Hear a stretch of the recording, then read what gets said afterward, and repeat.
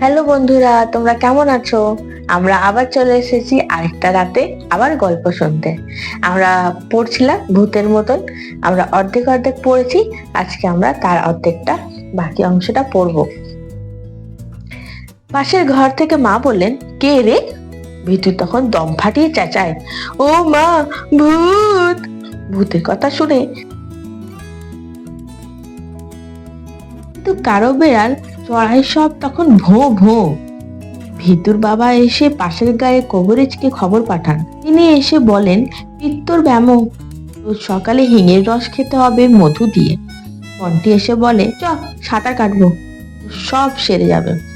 ভিতুর ভয় নড়ে না, চড়েও না। জানলা দিয়ে দেখে পেঁপে গাছের ডালে একটা গিরগিটি পটপট করে চাইছে আর চোখ বুজছে। মনে হচ্ছে সেই ভূতটা। বছর শেষের পরীক্ষায় ভিতর দিকেই সবার নজর। কবিরাজের পাঁচন, ডাক্তারের টনিক সবই আসে, কিন্তু মাঝে যে কি হয় কে জানে।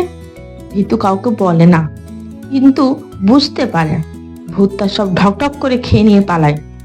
স্কুলে গিয়ে বেঞ্চিতে বসলেই পায়ের তলায় সুড়সুড়ি দেয়। ভিতু বুঝতে পারে ভূতটা সঙ্গে এসেছে। ইতিহাসের প্রশ্ন দেখে মাথাটা ঝিমঝিম করে, কলম ধরতেই হাত কাঁপে। বাইরের দিকে চাইতে দেখে বাদাম গাছের ডালে সেই গিরগিটা। ইস, কিরকম মুখে ছিরি, গান দুটো আবার কুটকুট করে। ভেতর হাত পা ঘামে। রাবণের যুদ্ধ একটা লাইনে লিখতে লিখতেই টস টস করে দু ফোঁটা ঘাম গড়িয়ে পড়ে। যুদ্ধ কথাটা আর পড়া যায় না। ভূতটা অমনি হু হু হাওয়ায় মতন করে ছুটে এসে কানের উপর মুখে রেখে বলে, ঠিক হয়েছে, যুদ্ধ টুদ্ধ আর চাই না, বুঝলে? কিন্তু পরীক্ষার খবর বেরোতেই যুদ্ধ লাগে বাড়িতে। সবাই বলেন ভিতু যা লিখেছিল প্রথম হওয়ার কথা। মা চেঁচান, আমি এইসব কিছু শুনবো না। বাবা মাদুলির দোষ দেন। পাশের বাড়ি পিসিমা মন্টিকে দেখে বলেন, ওই হচ্ছে ছেলে, যেমন দোষী তেমনি ডাকবুকো, ভূতকেই ভয় দেখায়।